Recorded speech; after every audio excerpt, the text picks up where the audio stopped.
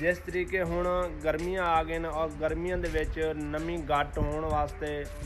छट्टे की ज़रूरत पौंदी है, पानी की ज़रूरत पौंदी है। इस वास्ते असीं मोटरां खोलतीआं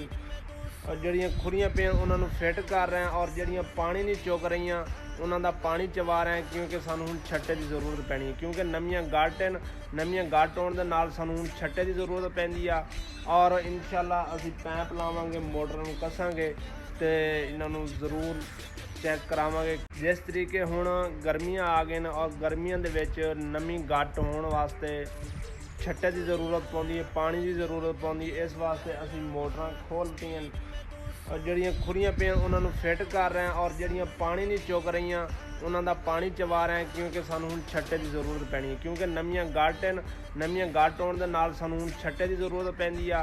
और इंशाअल्लाह असीं पैप लावांगे, मोटर नूं कसांगे ते इन्हां नूं ज़रूर